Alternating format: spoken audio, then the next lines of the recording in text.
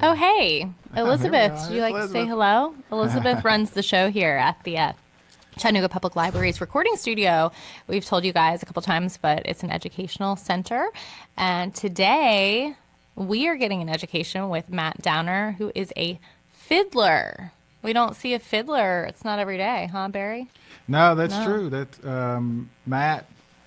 Everyone's going to recognize Matt. His face is on billboards. You're up at Rock City every summer. Every song. Seen him at a lot of events. Yeah, involved with the buskers in town. But Sound cool. you're here to talk about a cool event you've got next Saturday, right?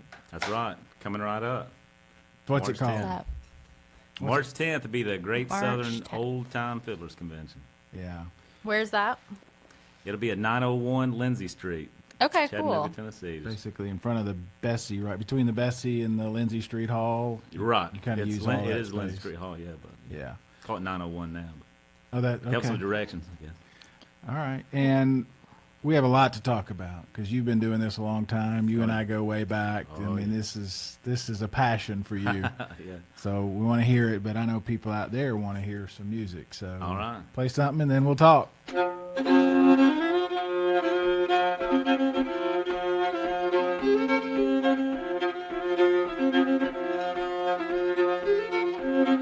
Old Dan Tucker was a fine old man. He washed his face in a frying pan, combed his head with a wagon wheel, died with a toothache in his head. Get out the waiver, old Dan Tucker, you're too late to come do supper.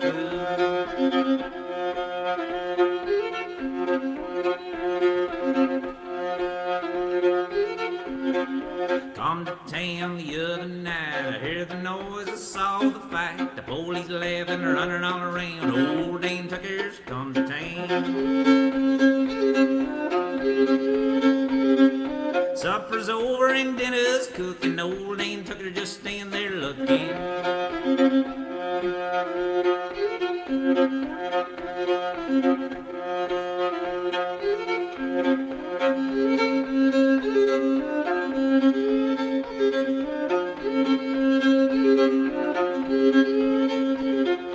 Old Dan Tucker climbed a tree to see this girl in Tennessee. Limb had broke and he had a fall. He never got to see that girl at all.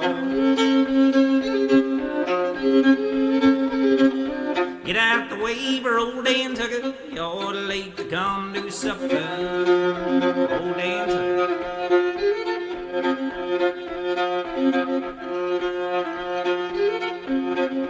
Old Dan Tucker was a fine old man. He washed his face in the frying pan, combed his head with a wagon wheel, died with a toothache in his head.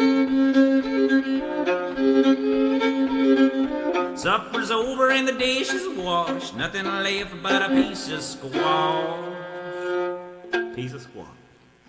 Yeah, man. Not every day, like I said. How does one get into fiddling? Oh, man. Well, It's a long story. it's a pretty tough instrument. You know, it's not probably not for everybody, but it's, I started on guitar when I was about 16 years old.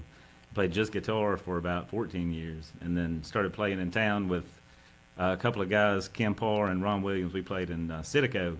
They were a couple of the only guys I found at that time playing old-time music in Chattanooga, and found them coincidentally. Ron recorded with the Pine Breeze Kids several LPs, great field recordings from this area in the 70s, and I found those LPs here in the library when they Wow. still had LPs, and I think I bought a couple of them at the library sale when they got rid of LPs, but thankfully a lot of that stuff is now digitized, archived, but I started playing with those guys, kind of learned a lot of the tunes, and started in the 90s kind of actively seeking out some of the local old-time musicians, and in particular I was looking for banjo and fiddle players, and I found plenty of bluegrass but very few old-time musicians. I did find one fella up on Sand Mountain, Jess Moore was his name. He born in 1911, so it was really special to get to spend time with him, but he played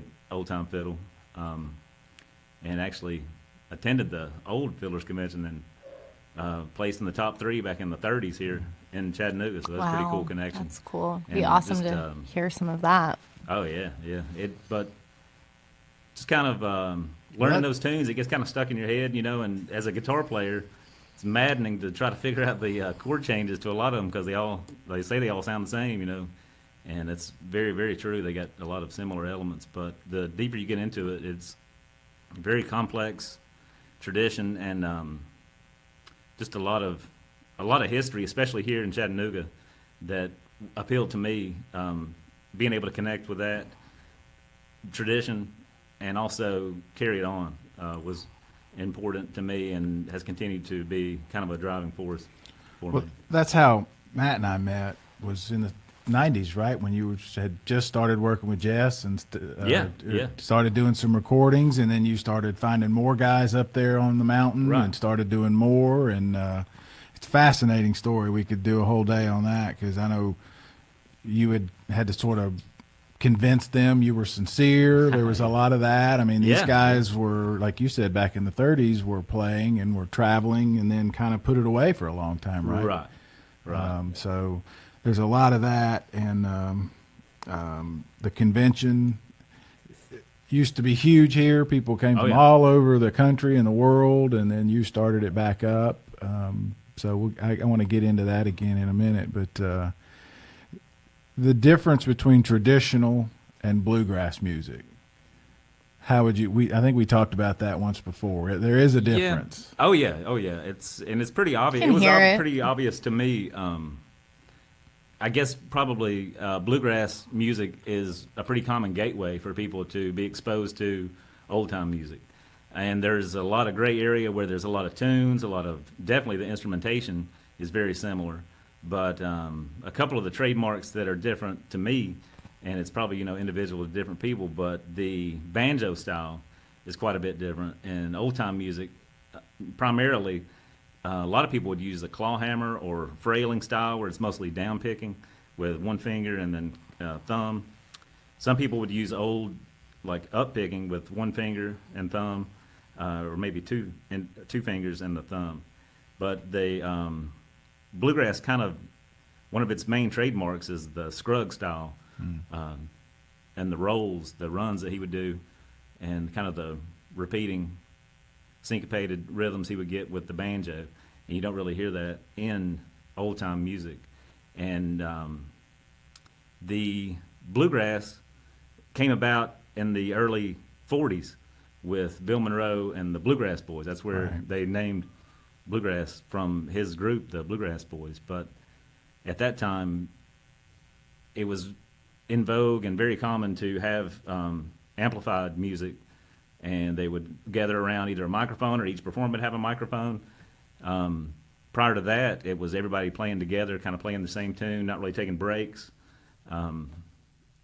But more of so old time music is more like a community music. It was dance music for years. It's how it functioned to bring community together and to serve as entertainment for dances. And the band for a dance, a lot of times back in the old days, would be banjo and fiddle. And that was if you had that, you had a band. You had it together. And it's interesting to me. It was popular, and a lot of music you hear on the radio now is dance music. But so it's still a community music. But to me, that's the banjo style, and the lack of individual working around and taking a solo. Solos and stuff. That's kind of one of the trademarks. So you're going to play something else. Sure. And while you're setting up, I'm going to tell everybody, Dynamo Studios, those guys that help us run this, the interns and Kessler, they've got a show Sunday at 8 o'clock at the Daily Ration with Jack O'Shea and Ethan Luck. $7, 8 o'clock, Daily Ration. Fun. So check that out. Cool. What are you going to do? Well, thought I'd play a banjo number, I do a little, since it's kind of a rainy day outside, I'll do a little moody kind of Shady Grove.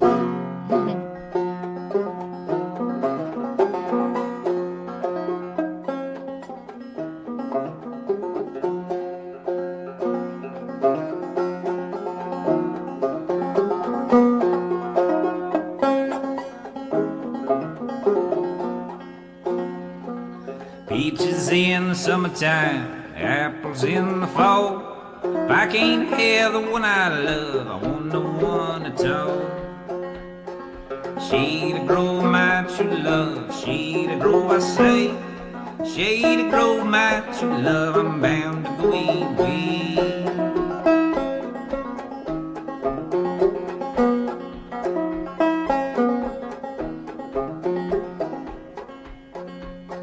Got my pig home in the field, corn to feed him on. All I need is Shady Grove to feed him while I'm gone. Shady Grove, my true love, Shady Grove, I say. Shady Grove, my true love, I'm bound to go away.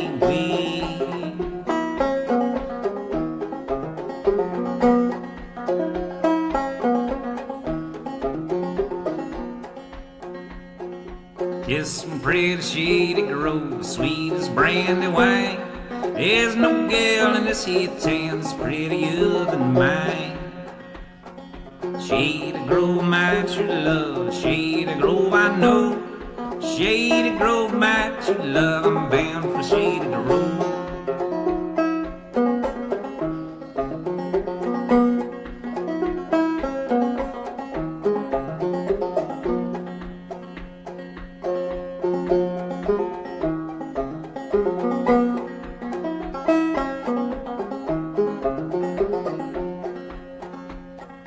Shady Grove, my true love, Shady Grove, I say.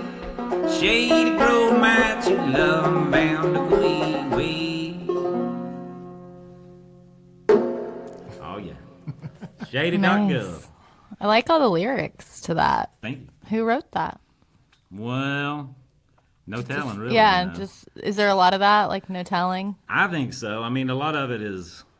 It wouldn't be as much who wrote it as who wrote it down first. You know, Right. A lot of it would be floating verses, and there's a lot of the structure of the songs kind of lend themselves to you could use similar verses to different songs, and a lot of this music was passed down by oral tradition. So I mean, a lot of people. I don't read music, and you know, I mean, a lot of people.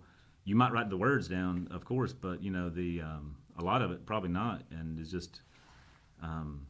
Some of the old ballads and stuff, you know, there's incredible number of verses and lyrics and whatnot, and a lot of that was documented by Lomax and folks like that, but no telling how old a lot of it is. You know, it's a lot of what we're Interesting. talking about are songs that like the recordings, right?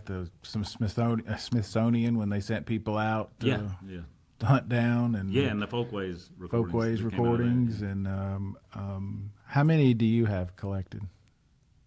Oh man, I no telling really. A lot of this, thankfully, it's really interesting time to be interested in this kind of music because it's so accessible now. Whereas 50 years ago, if you wanted to get into this kind of music, you would have to look up the individual 78 RPM records or the cylinders. Not much of this was recorded on cylinders, but the 78s, a ton of old time music came out on that, and now it's thankfully a lot of it's in the public domain and it's accessible online.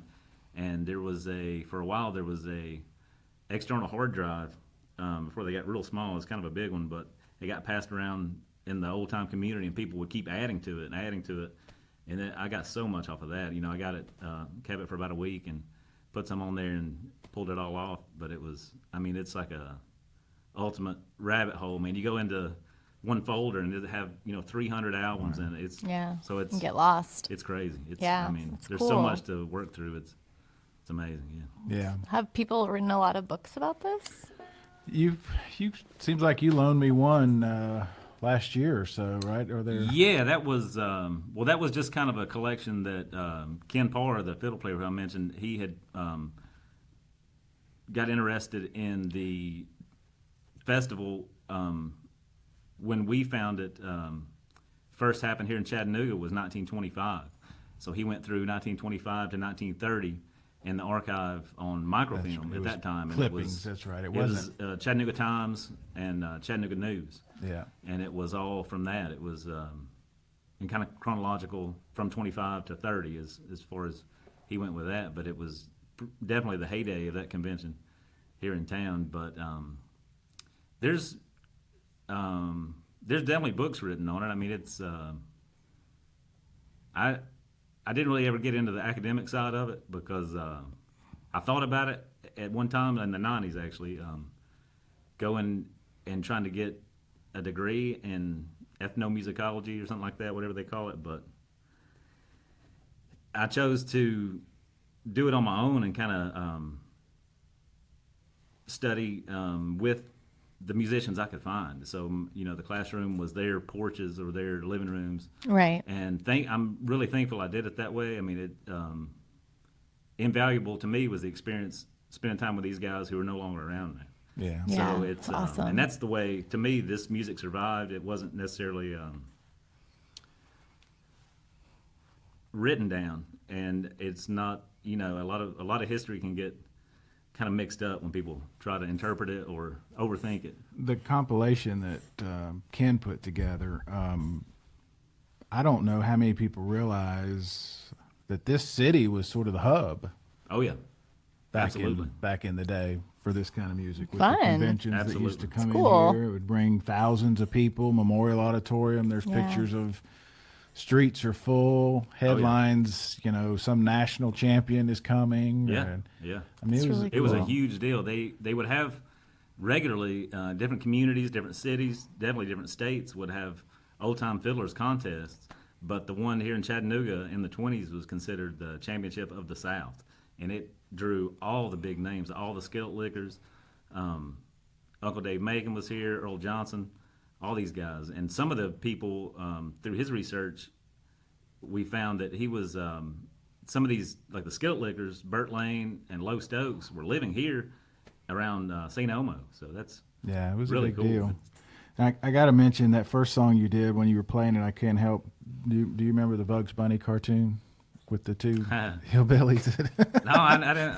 It's I know stuck it in my from, head. I can't. I Trout, don't. pretty little trout. Jump Oh, right yeah. in, splash about. Oh man, Sorry, I had total. I know it Dan does. Tucker The was music good. does make you think of different. Like, to me, you seem like you could be placed in another time. That's what I think about when you play.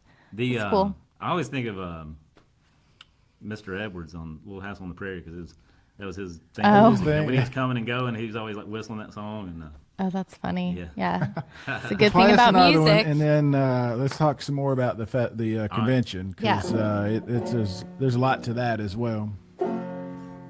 I play it's a real simple tune, but it's a local version of a tune called Flatwoods.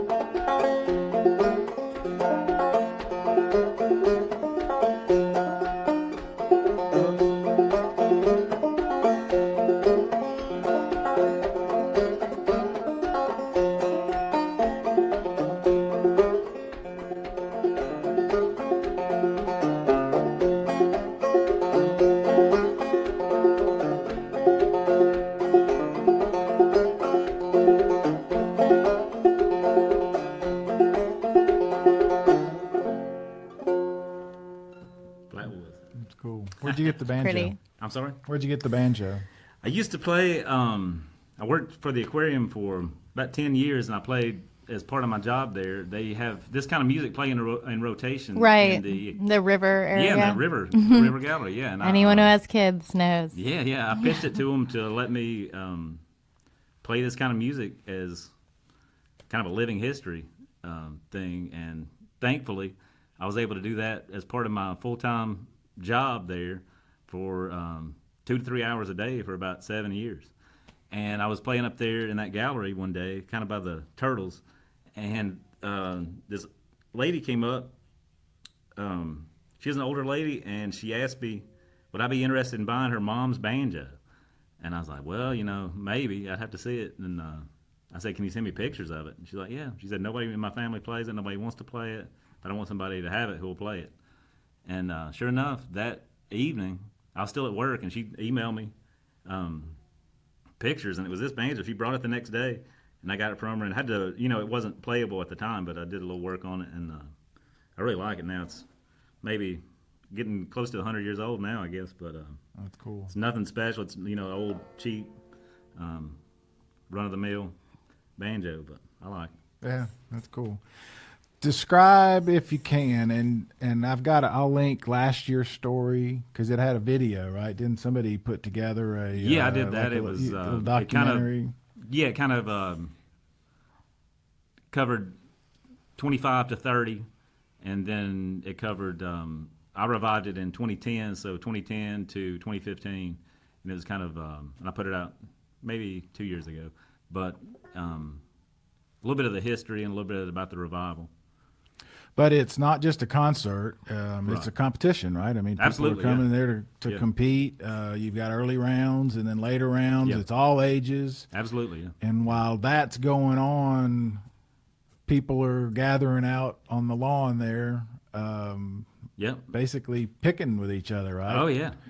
I mean, they're either gearing up for what they're going to play in the contest, or they're just out there. It's pretty much like a family reunion of the old time community, but it's open to anyone. You don't have to play an instrument to come and enjoy it for sure. Do a lot of people travel here? Yeah, there was a lady 2 years ago who heard about it, and she was in New Zealand when she heard about it, and just came on down. Within like 2 weeks, she was here in Chattanooga, and it was really cool to hear how word gets around. And to look at the. I've got a website, oldchattanooga.com, set up for it. Oldchattanooga.com. Oldchattanooga.com. Is there a Facebook page? Oh yeah, Chattanooga Old Fiddlers Association. Chattanooga Old Fiddlers Association. Yeah, and that's and then I'll link you guys. And then you can do Great Southern Old Time Fiddlers Convention 2018, and that'll be the event page. But how word gets around and how the way I put the festival on is as close to the original as I mean, obviously wasn't there, and I've never seen a photo of how they did it, but it's no amplification. There's no microphones. There's no so it's really an intimate and real special experience to be in that building. Like 100-year-old plus. It was built to be to kind of facilitate speaking and singing. Yeah. And it wasn't really, I've tried to play or tried to hear bands play with amplification in that space, and it doesn't really work that well. But if you get in there and play acoustic music, it works great. And it's really neat to hear people have a reverence and appreciation for it and kind of be quiet, and like not say, can you turn it up? Or, these people are are not talking over. Yeah, so it's really, that's really cool. What are the hours and how much? It's $10 admission, and it's free to enter the contest once you get in. It starts at noon and should be all wrapped up by about 9 o'clock. Oh, not. And there's performances mixed in with the whole lineup's on the oldchattanooga.com, but the performances, and then there's banjo contest, dance contest. Here I go. Here we go. I'm going to link you guys. That's what I'm trying to do. Yeah. Oldchattanooga.com for all the logistics. So tell us again real quick what building? 901. 901 Lindsay Street. Okay. What time and what day? High noon, March 10th, Saturday. Okay, you guys got it. There's a lot going on this weekend. I feel A like. lot going on. It's the Well, it's next weekend. Oh, next weekend. This weekend too, you know. When you started this, did you feel like you unearthed a lot of people that were doing this? They just didn't have a place, or do you feel like there's been new performers, new fans, that kind of thing, or a little of both? There in, I believe it was 2007, a good friend of mine, Kenneth Johnson, he's out of Atlanta.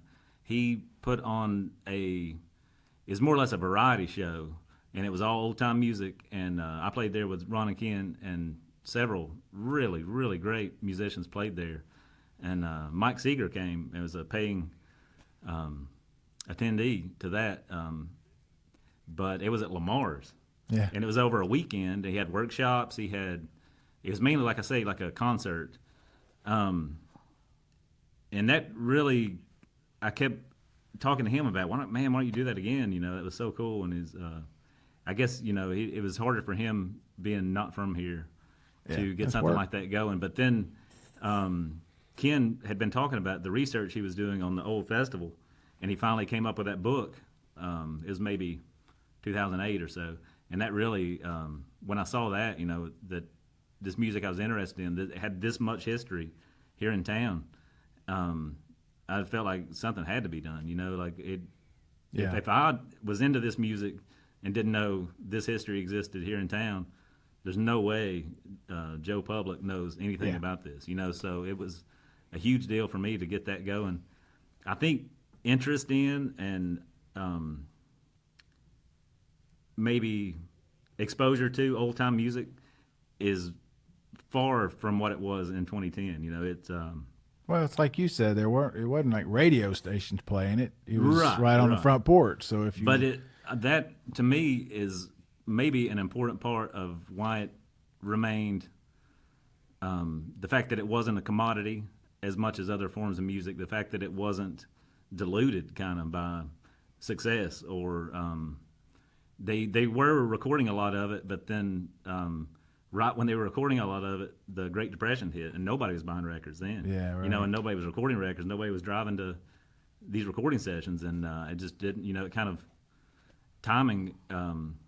But in a way, it might have been a real blessing for it that it didn't make a huge commercial splash. Kind of protected it. Exactly. Yeah. I mean, I think the fact that it's remained so little changed from 100 years ago is really, really cool to me and really something special. Yeah. Well, I found a really cool picture of the Chattanooga Old Fiddlers Association. Yeah, Isn't that cool? Yeah. Yeah, You that guys was in front of Lindsay Street. Yeah, was the last there's year? a real good picture from I think it's 26. Cool. Of all the guys in front of on the steps of Memorial Auditorium, and it's before they built the overhang over those steps. And it's it's full. I think I've seen that before. It's really it sounds, neat, yeah. Yeah. I It's a think I know real what you're deal. talking about. I think yeah. Robin sent it to me from the paper. Yeah, cool. probably went through. Yeah, believe I you're right. remember. Well, there's a lot to look into, you know, through the papers archives and the library. So these kind of musical shows take my mind there. Like There's one of the most recent finds here in the library that I found related to old time music and the history here in town that's really interesting was that in 1898 to 1903 is when I found him here, and he would have been turning 30. He's living out towards St. Elmo, but a guy named Andrew Baxter lived here in town. He was an African-American old-time fiddle player that participated in a recording session in 1927 with the Georgia Yellowhammers. They're an all-white group out of North Georgia. Oh, wow. I mean, that, to me, speaks highly to the power of the music. Yeah, And always that been it that was way. cutting through, you know, barriers that society had in place and giving these guys common ground to come together on. It's a good story. Oh, yeah, it's amazing. It's You deserve a lot of credit, Matt, for keeping this going. Yeah. well, I mean, it's interesting to me, or I wouldn't do it. You know, Yeah, so- obviously, but I mean, seriously, I remember you calling in '90 whatever, and there was a brand new crazy idea, and you know, here it's grown into this. So, Yeah. kudos to you for doing it. Definitely. You're gonna play another one, right? Absolutely. What are you going to play? Well, I play a new song, I guess. A new song? Yeah. You want to hear a new song? There's such a thing. Yeah. For this new generation. About the greatest technological marvel of our time.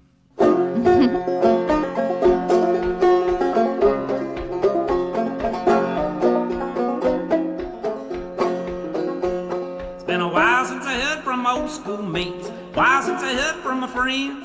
I believed in my Lord, been a month of Sunday since I heard from my mama and them. But I see him when I'm checking on my phone. I see him when I'm checking my phone, good Lord.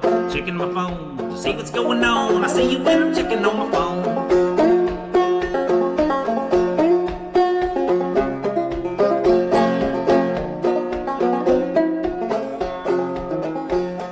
Conversation used to go the telephone wires. Now it's all floating in the air.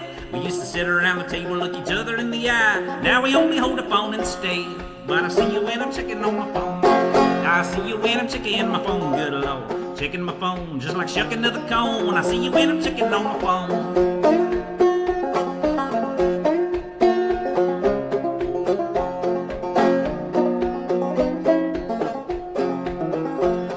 Well, it's who's gonna upgrade your flip phone? Who's gonna pay on your plan? Who's gonna update your Facebook status? And who's gonna check your Instagram? But I see you when I'm checking on my phone. I see you when I'm checking my phone, good Lord. Checking my phone to see what's going on. I see you when I'm checking on my phone.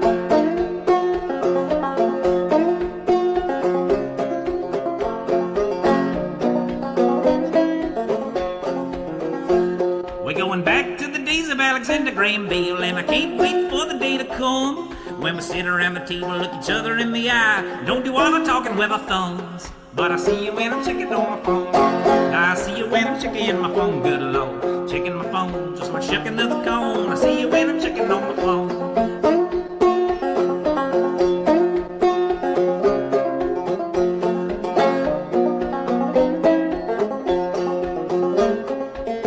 Good Lord, just give me just a minute while I'm checking on my phone. Checking my phone, see what's going on. I see you when I'm checking on my phone. Based on a true story, Barry. Can you believe that? Mm-hmm. Yeah, we were all checking our phones during that. But live imitates art. That's what I tell people, you know. I think Meredith might be doing that in there too. Everybody building probably. I think phones get a bad rap though, because I even tell my kids about my whole job is on my phone. So Shaquem's too. So I get it in a personal situation, like when you're at dinner, hanging out with friends, but this is my money maker. So I thank you for a phone. Do I want one at a dinner table? No. Yeah, right. Yeah. I've never tried one, but I'm just sitting here thinking, since it's a fiddler's better convention, do you mind doing one more, playing the fiddle, and we'll take it on out? But talk about the good thinking. Great Barry. Southern Old Timey Fiddlers Convention is next Saturday at 901 Lindsay, and the Road to Nightfall starts next weekend. Oh, that's what also, I was thinking of. So check out that schedule. Oh, cool. Steve Martin and Martin Short is next Thursday. That's what I was thinking Can't of wait. too. Yeah, it's a busy. I was thinking this morning, knowing you were coming in, that this sort of kind of kicks off the whole spring, summer festival, Road to Nightfall. That means Nightfall's around the corner, means, everything. So it usually lands right around the equinox, oddly enough. So I tell people, set your clocks back 90 years. So, that's good. Yeah.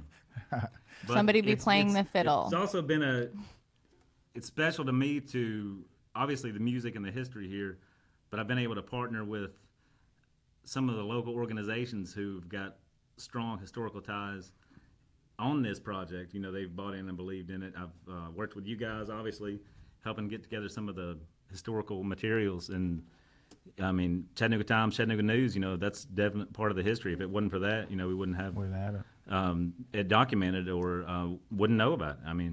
Unless we talking to people who were there. I've worked with Mary and the local history departments, an invaluable resource right here. Worked with Rock City, been around since 1932. They've been a sponsor every year.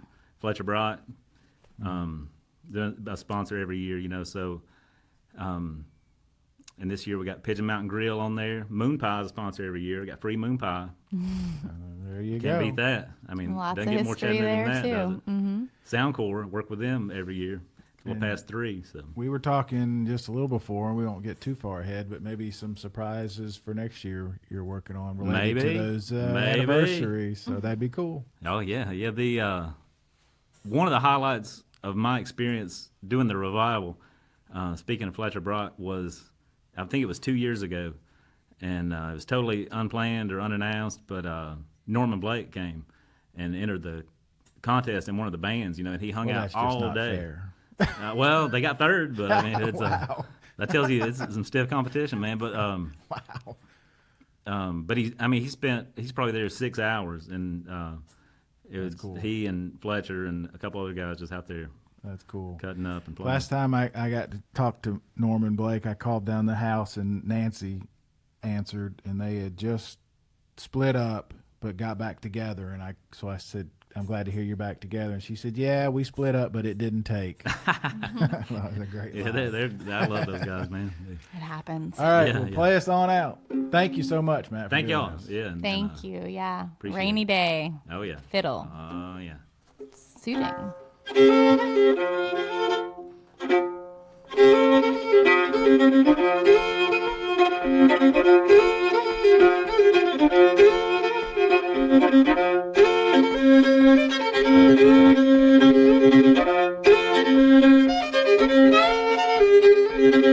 Had a piece of pie and I had a piece of pudding and give it all away for the seam Sally good.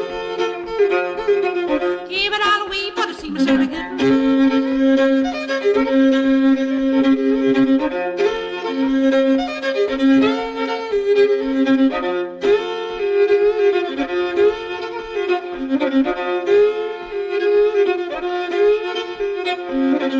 Nickel for your pie and a penny for your pudding and give it all away for the seam Sally good.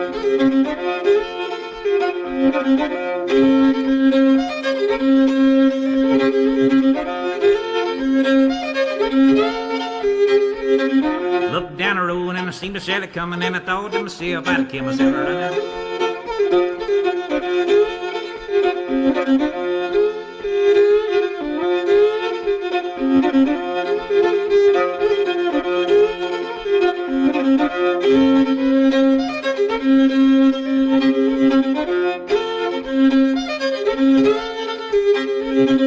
Had a piece of pie and I had a piece of pudding and I give it all away for the seam Sally good.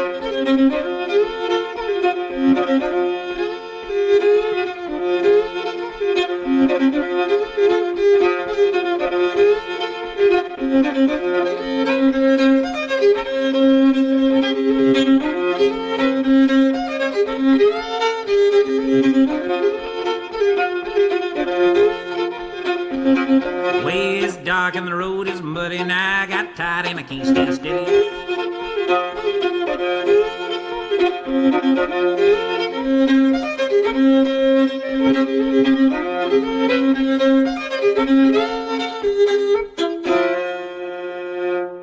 Sally good. Thanks, man. There you go. Thank y'all. Good luck out